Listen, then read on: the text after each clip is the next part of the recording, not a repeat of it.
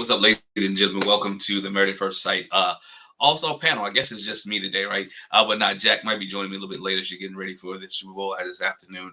Talisa may be joining us a little bit later as well. But hey, nonetheless, we want to be able to bring you this discussion. I want you guys to be very interactive today. Let's talk, get the chat going. We want to talk about Married at First Sight. We want to talk about Clare and Cameron, the lack of their relationship. Want to definitely get on Orion and Lauren. Why are we still seeing them on our TVs? I want to get on Becca and Austin, like Austin fanboy. You're gonna be a fanboy when it's time for you to get some loving, right? You're gonna be a fanboy, and it's an opportunity for you to get some loving. And we also want to talk about Brennan and Emily and the accident that happened that may cause the relationship to turn around. But I want to jump on Lauren and Orion first, right? This is one of the things that I've definitely Married at First Sight has to stop doing. They bring these two on our TV. It is a couples retreat. Why bring people on there who are not couples, right? They have been separated. They're no longer together. Why bring Orion and Lauren on TV? It's toxic, right? It's toxicity waiting to happen. Orion says all the good things to the cameras and around the boys, but never talks to Lauren, right? Never have a discussion with Lauren. Never pulls her aside and say, hey, you know what? Let's talk today. Can we work on something? He decided to split the relationship, right? He decided to leave. Then he said, I've told her, like, I want to be friends. Well, friends do communicate with each other, right? Friends do send text messages. Friends do. If you wanted this relationship with Lauren, he could have had the relationship with Lauren. She was willing to work it out. He wasn't willing to deal with it. He wasn't willing to work it out. He wasn't willing to get along with it. He wasn't willing to do anything with this relationship whatsoever. And only time he talks about doing things with her relationship or missing Lauren that we hear is when he's around the other, I want to say castmates. I'm going to call them castmates. When he's around the rest of the married couples, right?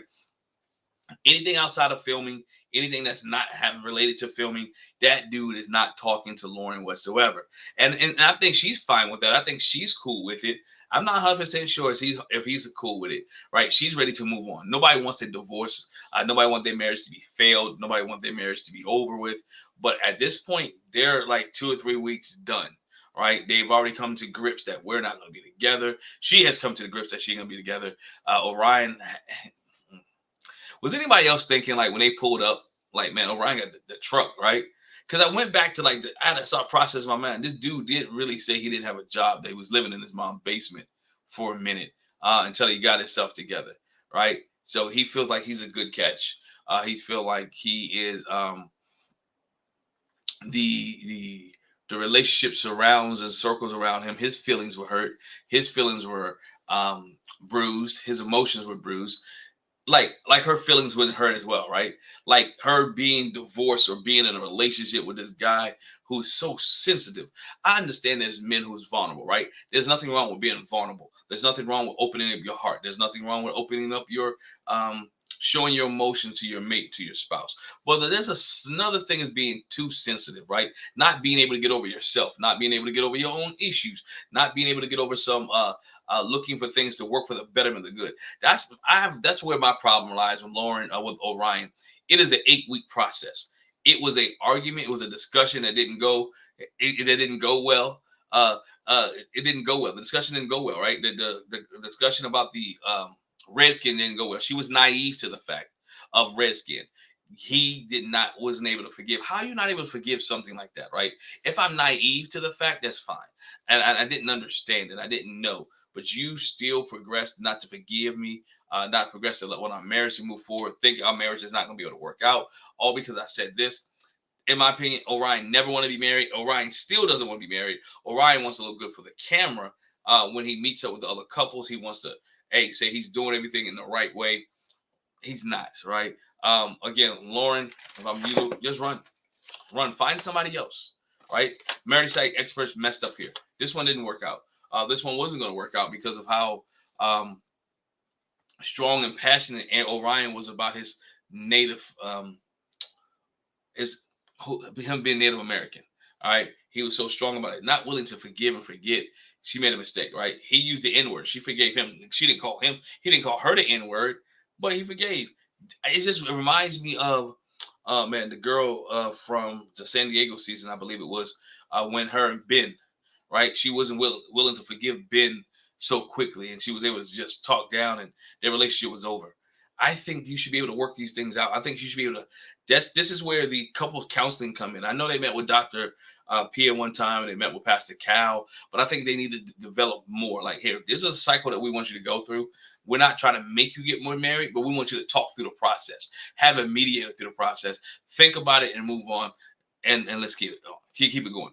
I just don't want to see Orion and Lauren on TV again, but I know they're gonna show us to us next week because again, they're a couple retreat. They're on a couples retreat, and these two are not couples. It had not been a couple who have not been in a relationship for weeks, but we still get to see them. It's not going to work out, and I hope Lauren stands 10 toes down and be honest with Orion and tell her how he feels, how she really emotionally feel. Almost want to say, almost show him the African American woman in her, right? That this is what I want, this is what you need, this is what you did to me, this is what was done, this is how I feel. This is what we made it look like. I don't want to be in a relationship with you. Bruh, please keep it moving. Because if he comes back with that humana, or that conversation talking about, oh, I think we should try again, it is too late. The ship has sailed. The doors are locked. Everything is closed. Let's move it. Let's keep it going. At this point, hey, call a spade a spade. I'll take my walking papers. I'm done. Let's get this thing annulled and let's rock out. So again, Orion and Lauren done. Even when Lauren was having a conversation with Claire on the basketball court, Claire was pushing like, "Oh, you and Orion? No, that girl, that lady should not be with that dude whatsoever. She should never, and I mean never, go back to Orion. It's not gonna work, right? Because if he's sensitive about one thing, he'll be sensitive about that all the time, and it's gonna keep going, perpetuating it. Cut it, sever it, cut it off. Be friends, live in Denver or live in Colorado, and never ever see each other again. It's fine. It's definitely fine. Well, let's get with Claire and Cameron, right? Claire and Cameron, again, couples retreat is a couples retreat.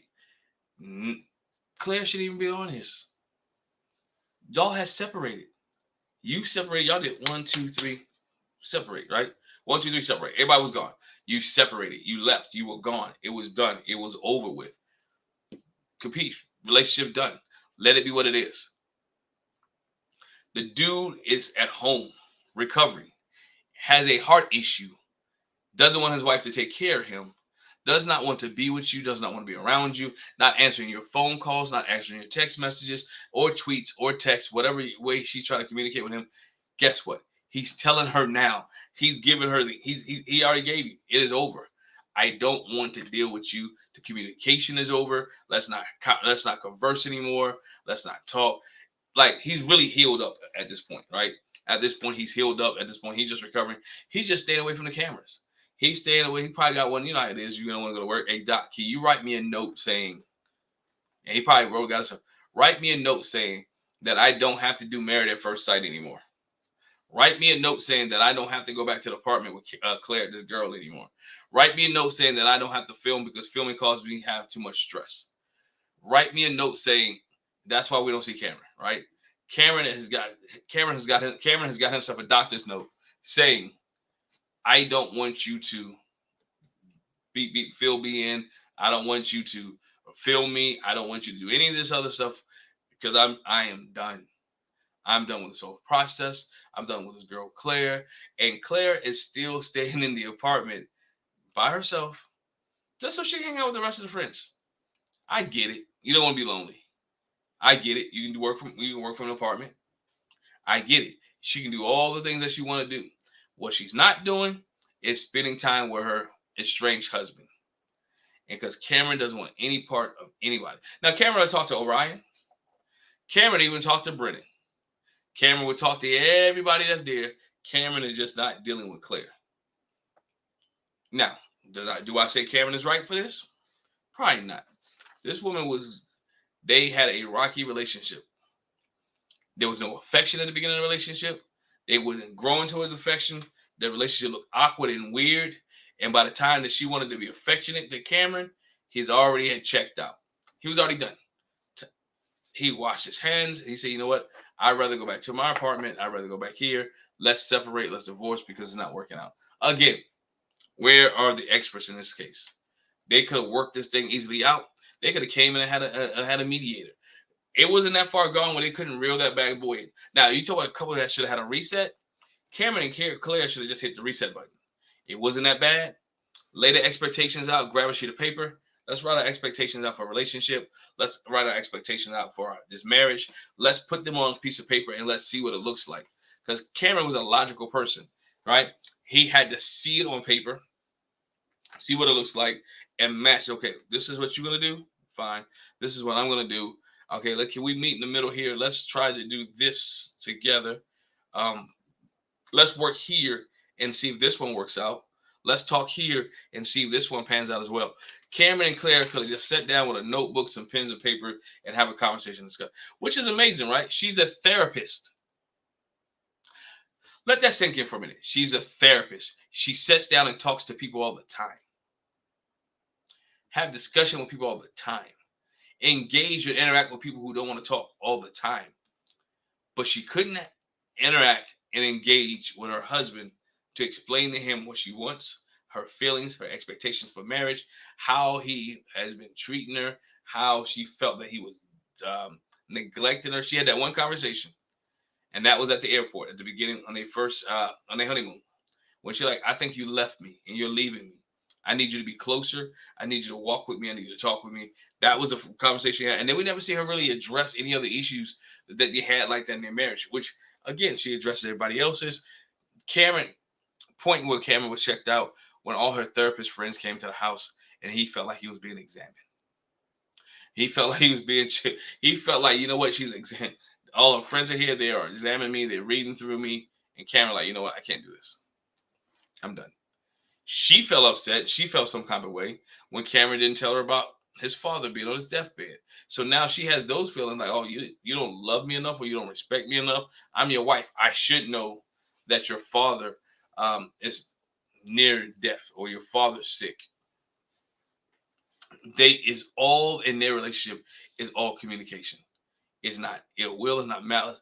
That one can be real back in is communication.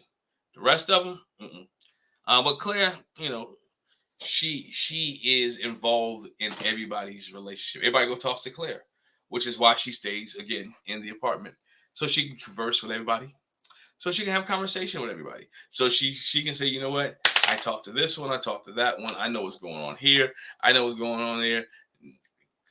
Claire is the median for everybody. Everybody just pours in on Claire, and everybody gives Claire all the information, and then Claire maybe dishes it back out to people that she want to dish it out to. But nonetheless, Claire, it just ain't working out for her and Cameron. It's not going to work out. It's not going to happen. This one is over. Decision day can come tomorrow for Claire and Cameron, and he's done. I don't think, truth be told, we probably won't see Cameron on any more TV, Married at First Sight TV, and probably till the end of the process. Right? We're a little bit ways away from decision day, and so at the end of this process, we might see Cameron. But right now, I don't think Cameron's coming on TV, and Claire is just separated, and they're not together. Sorry, is what it is. Man, let's move on. Chloe, let's deal with Chloe and Michael, the newlyweds, Chloe and Michael. I know y'all love Chloe. She always got a smile on her face. Seems like she's just hiding some stuff, right? That she is, as we talked about last week, seems like she's not real, a robot, right? AI, as I think somebody said. But nah, Chloe and Michael, they're unique. She loves the fact that she's married. She likes the fact that she has a caring man, that Michael is a caring, respectful guy. She likes that. She likes the fact that Michael maybe, is a little too thoughtful. But what she does not like, and what she's going to have an issue with, and in each his own, she's going to have an issue with her husband being metrosexual, or husband being open with his sexuality, open with his fashion sense, putting on her pearls, wearing a dress, wearing a skirt, being comfortable in the fashion lifestyle that he has, just being very eccentric. She's gonna have an issue with that. I believe she wants a man. I'm not saying he's not a manly man. She has a view of what a man should be like, and what a man looks like, and what a man should be in her eyes. That's what she thinks. and she's not happy with the fact that Michael is kind of too open with some of the things. I don't see her bringing Michael around her parents with him wearing a skirt outfit, right? I don't see her bringing Michael around her friends with him wearing her pearls. I don't see her bringing Michael into different arenas and avenues that she navigates it and where she walks in and she works in, dressing the way that he would dress. Now, am I telling her to change Michael? No, not telling her to change him. I'm telling her to have these hard conversations and tough conversations with Michael, so Michael can understand. Hey, this is a that she will. This is the issue that I'm having. And right now, I know she hasn't been able to do that. But if you just look into her facial expressions when he does some of the things that he do with the earrings, can I borrow your earrings? Can I wear your pearl necklace? Can I the skirt outfit? She is very bothered by the fact that Michael is comfortable with putting these things on. That Michael is comfortable with wearing this. She may not agree with that. She may not be. She didn't buy in. She didn't sign up for this, right? She signed up for something different. Michael is a nice guy. Michael has the tattoos. Michael has a great conversation. But the other stuff she like, I didn't. She really can't. I don't think she can get over. She's used to be living by herself. She's independent. She wants to live by herself. She wants to do things her way. Now they have to adjust to doing things together.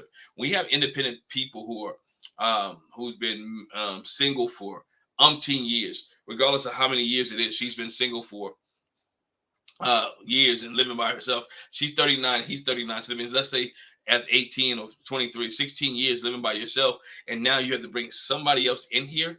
It's going to be different. Then you got somebody else who's very particular, somebody else who likes to dress a certain way, somebody else who likes to take up all the closet space, somebody who likes to be able to grab all that stuff and bring it in.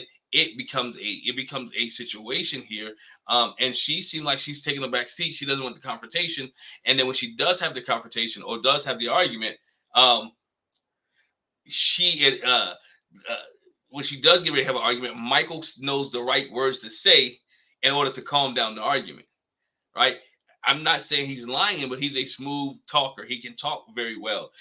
I know how you're feeling. I definitely understand. I'm going to listen to you. You know what? We're going to negotiate this. We're going to work this thing out. I'm sorry. I didn't mean it that way. You know what? Let's walk here and let's talk here. Michael knows how to. I'm not saying he's playing a game. Might genuinely be him, but he knows the right words to say to ease her mind and calm her down. And should she be concerned? I don't know. Should she be concerned? Yeah, Chocolate Queen. I laughed at her look on her face too when he asked her to wear earrings. She was like, "What in the world?" She's seemed like she's very conservative, right? I'm gonna use that word. She's very conservative. She's very she's a perfectionist, right? So she wants things a certain way. She wants her job to be a certain way. She wants her house to be a certain way. She wants her dog to be a certain way. She wants her cars to be a certain way. And you wouldn't think when she got married she wouldn't want her husband to be a certain way. Of course she does. Of course she wants her husband to be a certain way. Of course she wants her husband to fit this certain type of mold, fit in this certain type of group, to fit in this type of where she can navigate and maneuver. And Michael doesn't fit in any of those boxes, right? He doesn't fit in any of her boxes. Now I give it to her. She's giving it the best shot. She's giving it a try. She's putting on her big girl panties. She's putting on her face. She's showing us all her faces, right? And she's putting this on and she's trying the best she can to be here. That's why she was having doubt. I don't know if I can do this tomorrow. I don't know if I can. She was having doubt. We're like, do I really want to be with this guy? This guy is a nice guy, but I can tell that there's some things going on. And she was willing to stay committed to it and willing to work it out. And she's willing to continue to work out with Michael, but they need communication there. I don't think, this is my opinion, I don't think it's right for them to leave straight off their honeymoon and go with the rest of the couples who are dysfunctional. I think this couple here, because of how late they started in the process, should be on their own, have their own journey. They shouldn't have to journey at the same point or the same speed that everybody else is journeying at. I don't think they should go from their honeymoon, and I think somebody said, oh, they're coming in on Sunday, and leave their honeymoon on Friday, whatever the case may be, and then make their way to the spot with dysfunctional couples, with dysfunctional relationships, right? Now you're forcing them to maybe pick a side. You're forcing them to see the dysfunction. You're forcing them to hear things from Orion saying, hey, it's okay, man. If you don't like it, just walk away. You see them forcing and hearing things from Brennan, where seeing him talk foolish to his wife. So you see a lot. They'll be able to see a lot of things with the other couples, and just hope that they don't pick up none of those bad habits, right? Just hope that they're able to maneuver and move on their own and do their own thing as Michael and Chloe, not as any other entity. They should have their own space, their own time. I've said it from day one. If they get married, they should get 8 weeks, right? Let their pace be the pace of everybody else, but just at a different point in the game. Like extend the season just for them, right? Hold off on the reunion just for them. Let the other couples have their decision. As a matter of fact, follow them around. So where they're now, let the mix their end of their relationship, the end their decision day with the where are they now that they do each at the end of every season. Let them follow. Oh, yo, Mighty Minnie, you are correct. These couple are very mismatched, right? They're so mismatched that is ridiculous. I'm thinking about doing a whole spiel on this show about what couples should be together, right?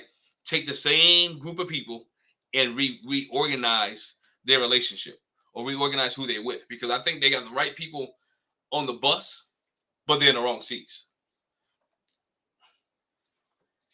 Ooh, let's talk about it. Believe Michael was unmatchable. I don't think Michael's unmatchable. I think Michael and Lauren could have worked out.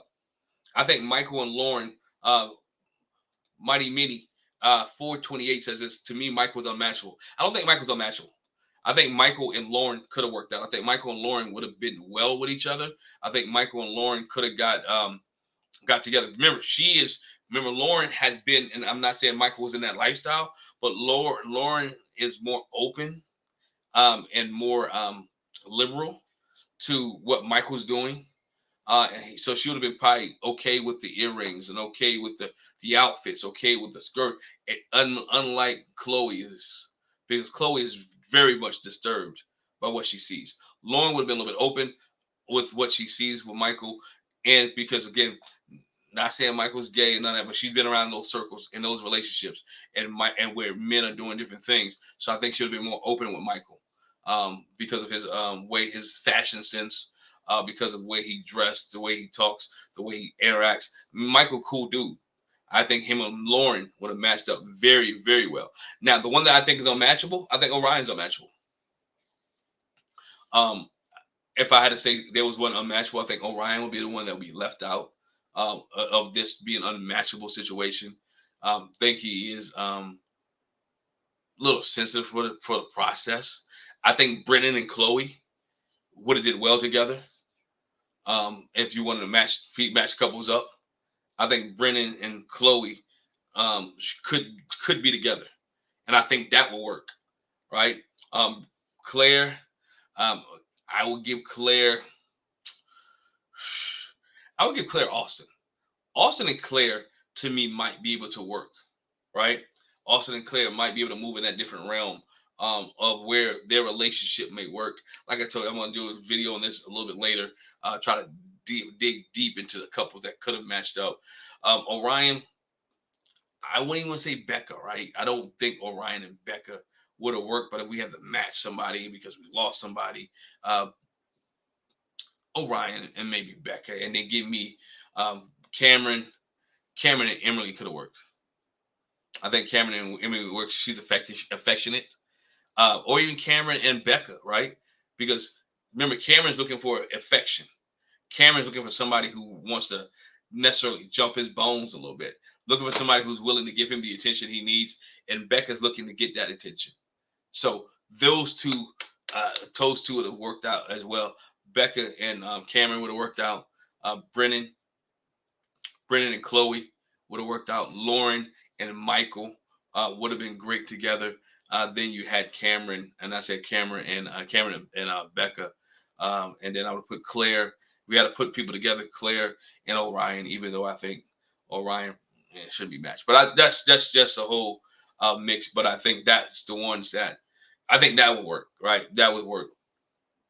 But Michael is a little too much for Chloe, and I don't think she's going to be able to handle him being as eccentric he is. He's trying to take over situations. I think He takes over the room. He takes over the house. He wants to do the fashion stuff. He wants to design. He wants to be an interior designer. He wants to bring all these things into the home and makes it his space, which he's not making it their space, right?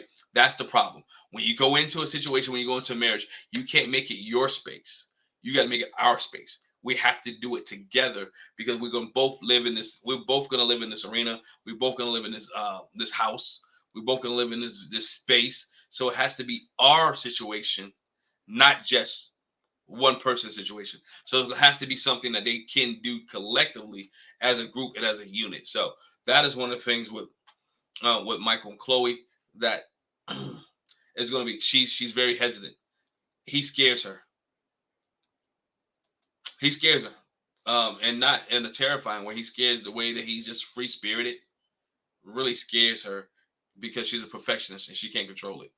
So it's outside the norm for her, and she's gonna have to, in a sense, work with him, deal with him, have those hard conversations with him, and he's gonna have those hard conversations with her, explaining why he is very eccentric. I think Michael's a great dude. I think he's handling this whole situation very well. The woman that he's with now is just a little terrified of him just being so free. So let's move on. Let's move on, man. Enjoy the chat. Y'all keep dropping questions and comments in the chat box, and we can keep talking. Super Bowl don't come out till like 6:30, right? So we can keep doing this. I'm not gonna be here that long, but we can keep doing this. Let's talk about Becca and Austin. This one is weird to me. Their plans was, all right, we're going to follow Dr. Pia's instructions. We're going to put all this stuff together. We're going to get we're going to bring our speakers. We're going to get to the room, to the house first. We're going to get the room in the back by itself. When we're going to get here and we're going to be able to work on the things that Dr. Pia told us to work on this time. We're going to work on the things that Dr. Pia wants us to work on. And we're going to maybe, just maybe, we're going to get it in this time. Maybe, just maybe, we may actually have an opportunity to,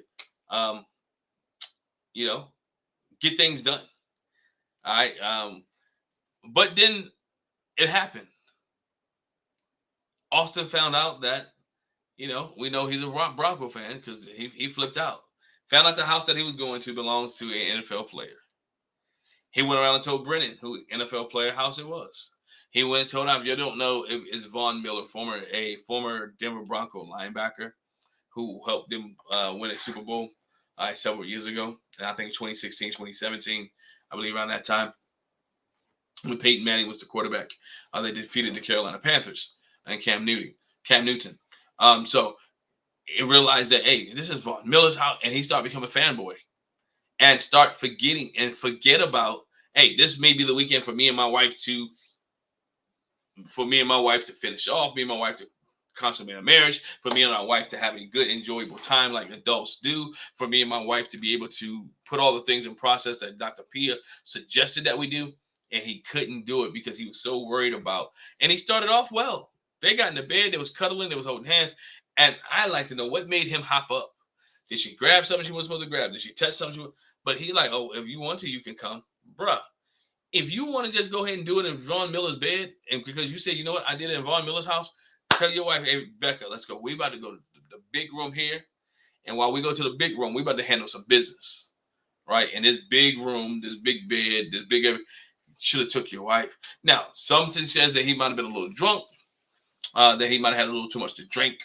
But again, I'm not making excuses because of alcohol being involved. You got to be able to have enough common sense to know when to say when. And you got to have enough common sense to say, you know what, this might be an opportunity, a time for me and my wife to be able to get together. One of the biggest things is that one of the biggest issues that they had was that we're not willing to talk. He's not willing to discuss what the issue is. Define with his wife, what is the major issue? Is it because of my religion? Is it because of my intellect, my religion? Is it because you're pushing me? Is it because I can't get it up? Is it because I'm not willing to partake in any of this stuff, right? Maybe you're doing some strange things, right? They talked about pagan. That's each his own, right? He's willing to engage in a sexual conversation, but he's not willing to engage in a sexual act. He willing to go all the way up to a certain point, and then he stopping. Now that makes a woman, or make any, I'm not necessarily a woman, makes anybody feel rejected. This woman feels in her marriage, and feels rejected because, again, her love language may be touch. Her love language may be sex, and he's not willing to do that. So in her sense, she's feeling like, I'm not loved. If her love language is affirmation, he never affirmed her, then that would be also the same situation. Now here, Becca's in. You can't be so pushy to get your love language taken care of when you neglect the other person's feelings or their sentiments. That's where here Dr. P have been already involved. Now we might need to bring Pastor Cow in. Now we may need to do Dr. Pepper. They need to get that, like, find out what the major issue is with him, because we as viewers, we don't know. And I'm just thinking, as we as viewers, we don't know the major issue is with Austin, why he doesn't want to have sex with his wife. I mean, she doesn't know, because, again, if she knew what the issue was, maybe, just maybe, she wouldn't be as pushy. So let him communicate. Maybe it's a religious thing. Again, it could be the fact that, you know what, I don't want to try this. I don't want to do this with you. Maybe the fact that she's had surgery. He doesn't want to hurt her body. It could be like some of you say, maybe he just doesn't like her and he doesn't want to have sex with her. Well, if that's the case, tell her, you know what, I love you. I want to see how the 8 weeks go before we get into bed. Set the parameter, right? Set the standard. Set what it is. If the parameter is that, look, I want to be able to wait until the 8 weeks over, until we both say yes, then let's get into bed. All right.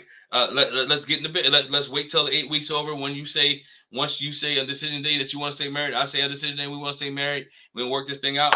Then we're going to where we're going to go. Back to your house, my house, our house, right? Hotel, motel, Holiday Inn, whatever case may be, and we're going to get it in. Have that conversation. But by him being vague and not having that conversation and not opening the door and not sharing all the information with her, but again, as Queen Chocolate said, like a tennis match, I serve back to you, you serve back to me, I serve back. It is a roller coaster ride. She's asking the right questions. He's not giving the right answers. She wants the right things, but he's not willing to give. If an alcohol is an issue, stop drinking, right? Give her the alcohol. It's many things that you guys can do to enhance the sexual relationship, but both parties have to be involved. Both parties have to be willing. Both parties have to want to do it, and that is the place that they have to be at. That they have to come on. I'm gonna use it. It's Sunday, so we can use a biblical term. They have to get on one accord, right? We have to get on one accord, and they're not on one accord when it comes to sex. They're not on one accord when it comes to religion. And I don't think this has to. I personally don't think this has to do anything to do with religion. I think this has to have everything to do with that he may not like her that way, and he wants to make sure that the 8 weeks are over before he engages in sexual intercourse with her. He doesn't want to catch a body. He doesn't want to catch the feelings, because at the end of the day, he's really, in his heart of heart, he might think, I might say no. And I might say no. And if that's the case, that's fine, but communicate that to her. Like, you know what? Let's wait. All right, let's wait. Let's chill. Let's cuddle. Let's snuggle. Let's hold hands. Let me put my leg over top of your leg. We can play footsies, whatever the case may be. Maybe I'll get comfortable, right? You can hug on me. You put your head on my chest. Let's set the parameters, set the standards, and move on with it. They're not willing to set the parameters and move on. And so there lies the tension in their relationship. They already have 2 out of the big 3 of why they married shouldn't be together, right? Most marriages break up because of religion. Most marriages break up because of sex. Most marriages break up because of money. They already have a religious issue. They have a sex issue. And the question is, can their marriage survive having 2 out of the 3 issues that cause most marriages to break up? And that's the $1 million question. Like, I know we like Austin and Becca on TV. Some say there's a tennis match. It's confusion. But let's be honest, their marriage is not as healthy as we think it is.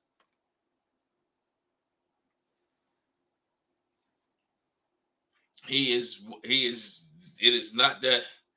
It's very complicated here.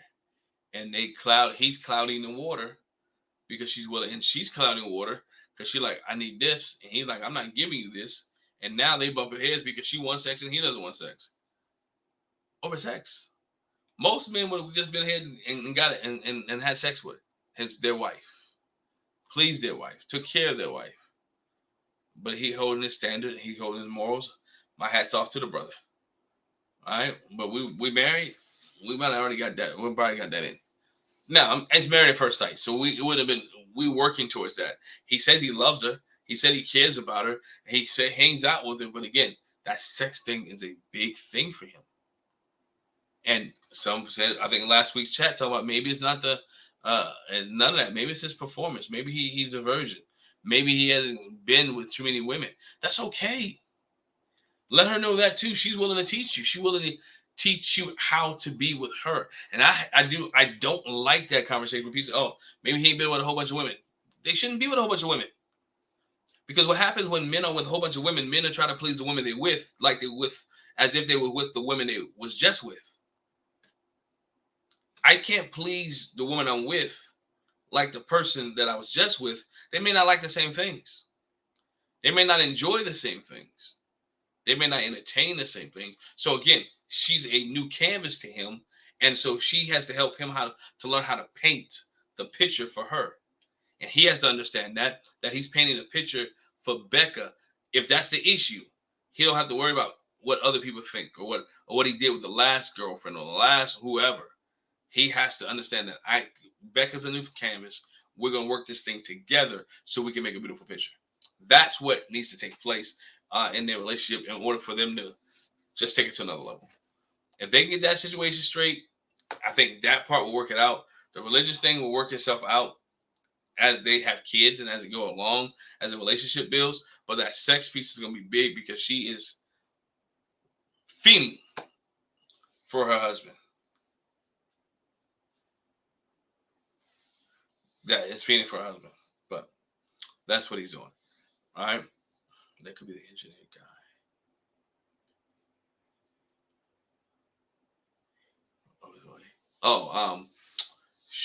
I can't remember his name is neither. The engineer guy. What season? Chocolate Queen. What season are you talking about? This season, last season, there was a couple of engineer guys on Married at First Sight. Give me a season that you can remember, and I'll probably give you a name.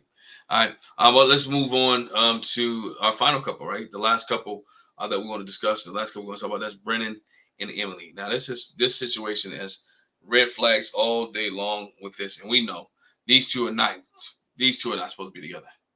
These two are not going to work out. These two can't work out. These two are rough. They're rough around the edges. They are real rough around the edges. All right. He's terrible. His wife packs. His wife packs. They're ready to go. And bruh is complaining about what she packs. First of all, let a woman pack what she want to pack. Don't say anything. Especially when we get ready to go on a trip. Man, I'm getting ready to go on a trip. We ain't trying to have no arguments, right? We're getting ready to go on a trip. I ain't trying to discuss nothing. You want me to put the bags in the car? Good. Are you done? Yep, I'm good. I'm just trying to get out there on time. I'm trying to get to the place we need to be at, right? Let's make sure everything is good. You got this? Yep, sure do. Good. All right, the weight limit is this. Let's put this bad boy on the scale. Let's see if it max the weight limit. You're not flying, so you're driving. So that's not even an issue or concern. You're gonna be there for, I think, the weekend, 4, 5, 6 days. Let it be what it is. Hey, be a man, right? Be a gentleman. I'm not gonna say a man. You are a man. Be a gentleman. Hey, babe, do you want me to help you with these bags? Because y'all hit a reset button, right? Even if you're here, this is where Brennan be lying to us as viewers. We're gonna hit the reset button. And we're gonna be friends. I would let my friend carry their own big luggage down these steps. Female, no, definitely not. Right? Hey, do you need a hand with that? Let me help you with that. She shouldn't have to beg him to help her take the luggage outside. And that's what she did. She's like, hey, I need help. He looked around like, okay, whatever. He eventually took it, but it was after some great thought. He should have been willingly, that's your friend, let's forget, because that's what they say, they are. They're friends because they hit the reset button. Wink, wink. All right? Hit the reset button. We're friends to let me take care of you. Let me help you out. Let me take my stuff down, or maybe we can take stuff together. Let's be friends and be cordial together by helping each other out. And that's not what they did. That's not who he is. Hit the reset button. The reset button for him is like, you know what? I'm resetting my time so I can get out of here. But again, he doesn't want a divorce. I keep going back to this. This is a guy who said everybody in his family's always stayed married, and he doesn't want a divorce. He thinks this young lady, the way he's treating her, is definitely going to stay. Yep, Austin for season 10. Yep. Got it. Austin and she's a nurse. The wife's a nurse from DC, I believe. Um, so it is those type of things that makes her make her feel like, dang, this dude don't even want to reset. Get there, and then when they get there, I'm sick all of them too. And when they get there, they're like, oh, we can sleep in separate rooms. This is the way. This is the way that if you want to make a reset, y'all want to be friends, we're going to stay in the same room, different house. We're going to have fun. We're going to hang out all night. We're going to set up and talk. This is not a normal bedroom, which goes to this. That they sleep.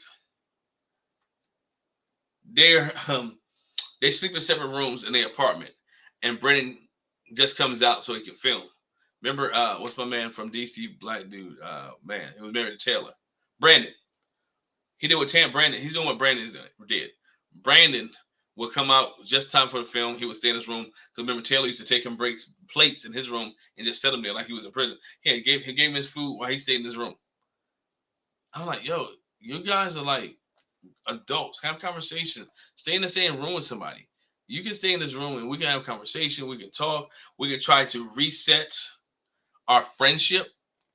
Because how many times have you been somewhere with your friends and y'all stayed up all night, and you just talked? You went somewhere with your friends and you stayed up all day and you just hung out.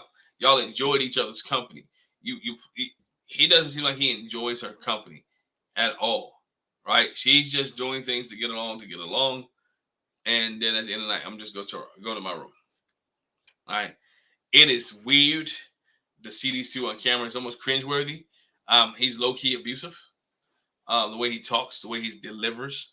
The way he's demanding, the way he wants to control the situation, control the narrative, the way he handles her. And yet she's still trying, right? And for her to be in this is her first relationship, serious relationship. First serious relationship, and he's ruining it for her as all. All right? She has some issues that she has to deal with as well. Fix the hair, the track, things, the drinking. Because I think that's what he really doesn't like. He's not too keen on her being a drinker and getting drunk. But he needs to tell her that. Like, hey, when we together, Eric from Atlanta, we talking about last past season, Eric from Atlanta, remember he had a sit down conversation with Virginia, and he was like, look, this is what I do like. This is what I don't like. And they had that conversation. Now, granted, they stayed married a little while after decision day, but they end up divorcing, and he's married again. But neither here nor there. Brennan's not having those tough conversations with Emily. Emily's not having those tough conversations with Brennan. Like, hey, this is how I need you to treat me. You need to treat me this way. This is how I want to be treated. Talk to me this way. It's like she is terrified and petrified of what his response may be. If you're not getting treated right, and she's not getting treated right, she's not getting treated fairly, and she understands it, take yourself out of the situation.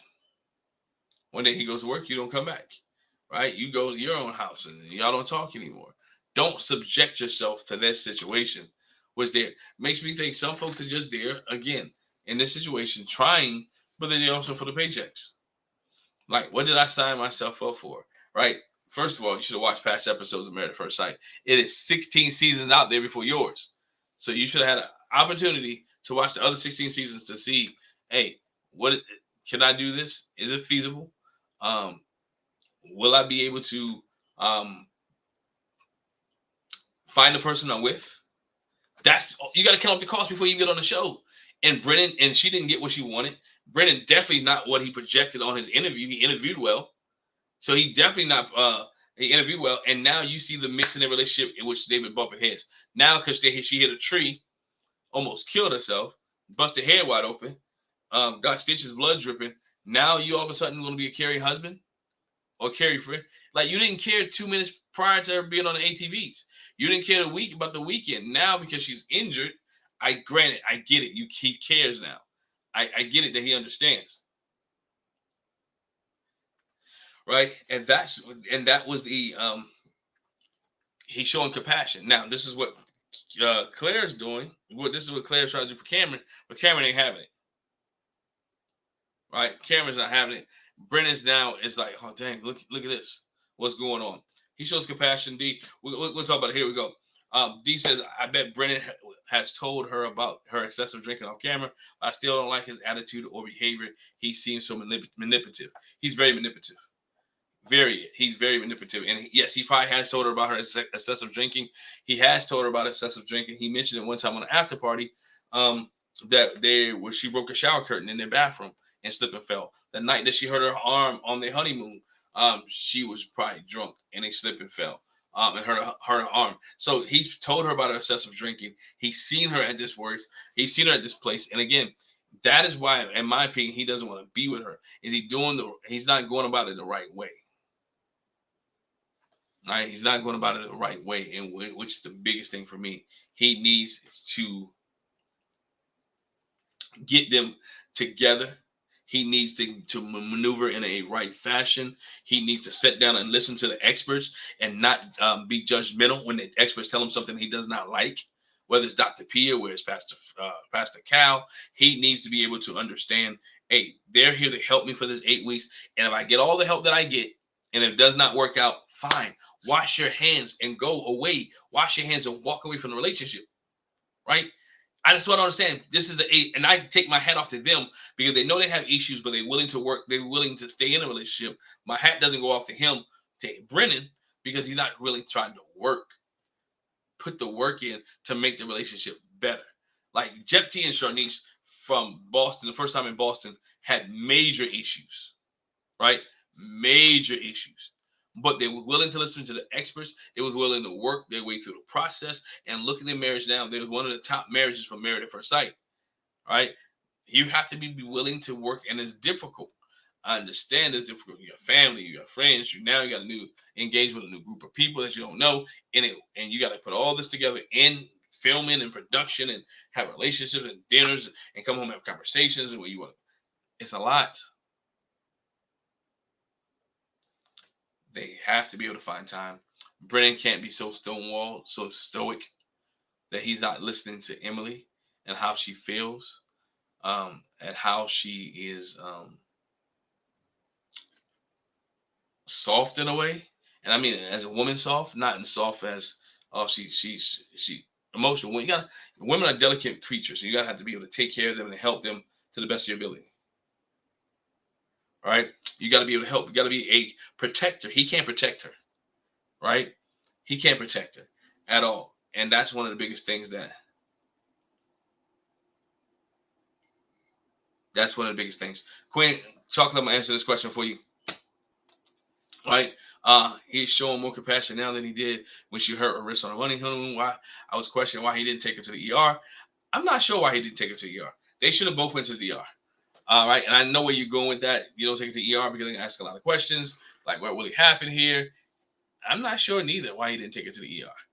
All right, he should have taken it to the ER. Her wrist was like swole, but she was with a trooper, and she went and did that water skiing and water jet thing they did the day after that. A lot of people questioning why he didn't take it to the ER and why she's having all these bruises and bumps. Well, we know the ATV that he had nothing to do with that. He had nothing to do with that. Other part here, I agree with you. You get out of your relationship what you put into it, and he's not putting anything into it, and she has stopped putting stuff into it now as well. There used to be a point in time they were both trying on the honeymoon. They was lovey-dovey. For the first 3 or 4 days, he must have saw the excessive drinking. Then he heard her being very competitive, right? He didn't like that. She's not a dainty woman. She's not one who sits there and do nothing. So again, she may not be the one to give him the time that he needs, and he can't handle that. He cannot deal with that, and he can't deal with the fact that she is, as her friend told her, she's losing herself, and she needs to get up and run away. Don't worry about the checks on the show. Don't worry about none of that. Emily needs to run away from Brennan. We know that she's going to be okay. We've seen her on After Party. We've seen her on all other shows. It's just now we get to see, we're privy to how she became okay, and if this changes the relationship with Brennan and Emily. Y'all let me know what y'all think.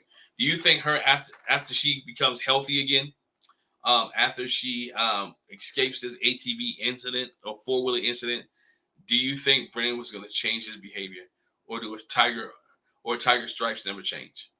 Because I think he's going to be the same. It's going to be It's going to be different for a little bit. Then it's going to revert back to who he is. It's going to revert back to who it is. I don't think it's going to change. I think it's going to be she. If anything changes, might be her, not him. And I think that's the issue. He needs to learn how to be a caring, self-supportive, understanding husband. And that's what he needs. He needs somebody to set him down. Can't be his father because he didn't see a good example there. Sorry.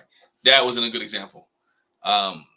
His uncle, maybe, his brother, maybe some of his friends will have to set him down and say, look, this is what an example of what marriage is. We think you have something going on here, and maybe you need to work on it. Yeah, he shows no emotion. He's stoic, right? The only time he shows emotion when he thinks you've done something to him and when he feels like he's been done wrong. And he's trying to manipulate the situations. And that's him, right? Look at every situation he's been in since been on the show with Emily. He's trying to control it, control the narrative, and pick what goes out. It's almost like as if Brennan works in PR, right? He knows how to make sure he comes off looking well. But in this case, he comes off looking terrible. Bad. He's not going to change at all. Brennan does show absolutely no more emotion here. No emotion. Some say he was unmatchable. I don't think he was unmatchable. As I mentioned, I believe him and Chloe would have worked out. They both would have been perfectionists. They both kind of conservative on that level, and I think they might have worked out. But join me when I do my rematching special. We're gonna rematch. All right, we're gonna rematch and talk about how it would have worked out. All right. He didn't see that growing up, so he has no idea what it looks like. That is 100% true. As I mentioned, he didn't see that in his parents' relationship, so he has no idea what a loving relationship looks like. He said his parents went back and forth, argued, did all that, but his family, they never leave. They never left. Never left. And so that's one of the biggest things there. He has not seen it. I don't think it's going to change, and I don't think he cares at all.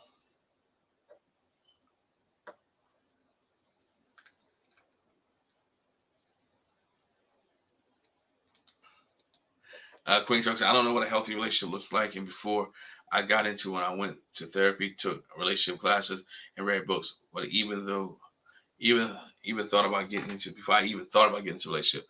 And that's it, right? And I can tell you this: the therapy, the reading the books, all that is helpful. But there's some things that therapy, reading the books, and things won't even help you when you get in a relationship. There's different dynamics, right? Like what happens when you have kids? That's the biggest one. You and your spouse are together. You're in a relationship. You're the person in your relationship with, y'all together. Everything's fine. And then something like kids would come in and throw. And I'm not saying kids are great. I have 3, right? But they will throw off the course of your relationship. The time that you guys spend with each other, the balance, the movement. Babies need a lot of attention, right? High schoolers, when they get to a certain age, getting ready to prepare for college, needs a lot of attention. It goes through stages of the attention that you get. So being able to maneuver and having read books, there's some situations you can't be prepared for. And the case study that was done in the book may not have been your spouse, right? But there's generalized things that we can do, how to talk to someone, how to discuss questions, how to set boundaries in your relationship, all right? How to ask for boundaries. And I'm glad to, some people, again, you work on you. Jackie says it all the time. These people are on this show for a reason, right? They're not married at whatever age they are for a reason. So when you're not on this, you're not married for a reason. Find out why the reason that you're not married. Work on that and get better. All right. I almost had like when you stop dating, have an exit interview. Like, why did you break up with me? No, I'm not mad. I just want to know why you broke up with me. And you put on your little sheet the reason they broke up with you, blah, blah, blah, blah. And if it's something that you need to work on. Now, of course, no, I know people don't do that. But again, self-evaluation. Self-evaluation. People can understand. But hey, man, I enjoyed rocking with you guys today. I know it was just me, a little panel discussion by myself, but it's all good. I just want to make sure you guys still had. Thank you, everybody that rocked with me, still was chatting in the chat box. I appreciate you guys.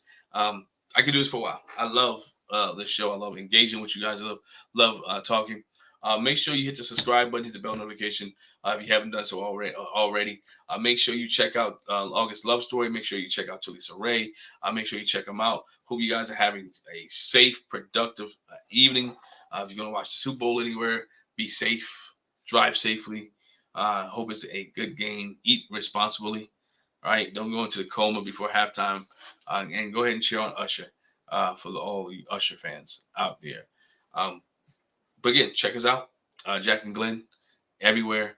Podcasts will be coming back. Matrimony Thoughts. Ready to Love reviews are up. Check those out as well. More Married at First Sight content will be coming out. So appreciate it. Appreciate you rocking with us. Once again, thank you. Just continue support. All right. Thank y'all very much. Enjoy Married at First Sight. Looking forward to this week. See how Brennan responds. See how Chloe and Michael responds in the house with the couples. See if Lauren and Orion can get over the hump of Orion talking to her about some foolishness about starting over. And she sets them down. So once again, hit the subscribe button, bell notification. Appreciate you. Thank you very much. Have a great afternoon.